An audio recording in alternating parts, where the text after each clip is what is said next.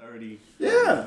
So keeping it on the lines, how hard is it to keep that barrier right there as far as for not going too far and not doing what you're supposed to as far as being cool with a student? Because I heard the rules have like intensified as to where like y'all can't even physically touch anymore. Like if a student wants to give you a hug, it's not supposed to happen. You know what I mean? COVID has helped out with that. Yeah, well, I mean, exactly. So you can tell like 6 feet. But you know, before that, how hard was that? Because I remember back in there, you know what I'm saying, it wasn't nothing to hug a teacher or you know what I'm saying, give them a hand, anything, you know, or it just wasn't that big of a, you know, thing to have to worry about that or be on that level to where it might be something like that. We didn't have so like culture back as far that's what I'm saying. So as far as like being, you know, being a teacher, how hard is that when you want to be, even with a male student, you know what I mean, just being too cool, like, hey man, you let him slide, you know, you let him slide, but, you know, that's my boy. I think that one thing is just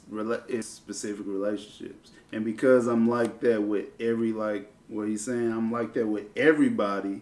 Nobody can ever say like I buy everybody lunch. Yeah, you know what I'm saying. I got different relationships with different kids, and if another kid saw it and they see that he didn't get suspended when he acted up or something like that, well, you know, we can't trip because I have different relationships. I make that known. You know what I'm saying? And so when it comes down to like making sure that I'm on point and I ain't doing nothing crazy or nothing like that, definitely when I got a female student in my office, I'm definitely gonna have the door open just because it's just the safe thing to do. I got 3 daughters. It's so crazy now, you know what I'm saying? So and crazy. If I walked up in a principal's office and my daughter was in a closed room with a male, I'm gonna feel some. And see, but kind of that's why I said, like back in the day, it's like we didn't have to worry about stuff like that. No, you know we did. It just wasn't. It wasn't vocalized. It wasn't out there because there wasn't. It wasn't about it. But I'm kind of borderline with that, man, because I feel like a lot of stuff.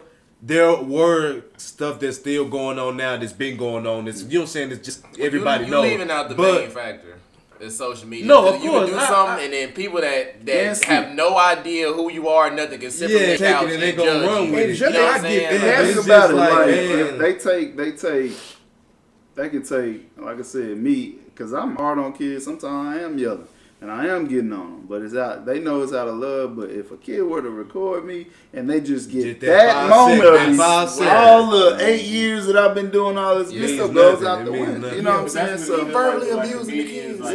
Yeah.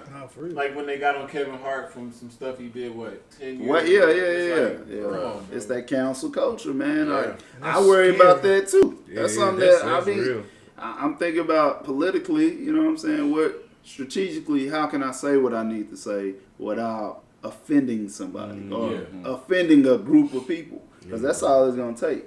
You know what I'm saying? I like, you know, say I don't hate dogs. You know what I'm saying? But what if I say now Peter's after me? Hey, fine. I'm gonna talk to you about That's kind of like, you know, with our podcast, we kind of that's why we kind of stay away from certain political and religion because it's a fine line. And if we say anything to the left or to the right, we can't do this no more. Yeah. Like, you know, we'll be out of here. And that's why I said I wanted to give you you know, another dose of respect, because I feel like you're teaching in so like in the hardest times. I feel like ever to be a student. Like I said, with the social media, with the COVID, like it's so much a different world. And for y'all to kind of be like the front runners in this now, it's like, it's, you know, it's good to see. Definitely somebody I know. It's like, dang, like he's gonna be one of the guys.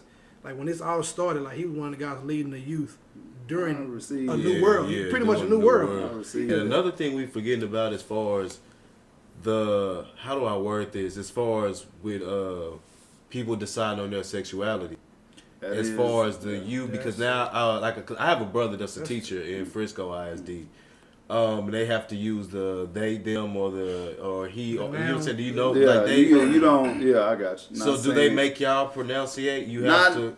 Not that it hasn't trickled down like that, but you know, my ISD, our superintendent was one of the first to try to integrate the locker rooms and stuff like that, where the male students, if they identify if that's as what you female, identify they can go into the girls' locker room and stuff like that. Is there a process of that, or I can just be like, I'm Sandy? Exactly. So I think that's probably why it hasn't truly been enacted yet because of that. But we had male students that we had a male student that had things in his hair every single day. And with that, I let him know, man, I still love you anyway. You know what I'm saying? I'm still treating you the same way. I'm not about to avoid you. Because that's what they need. They need love. They need somebody might not be telling them that. It's like one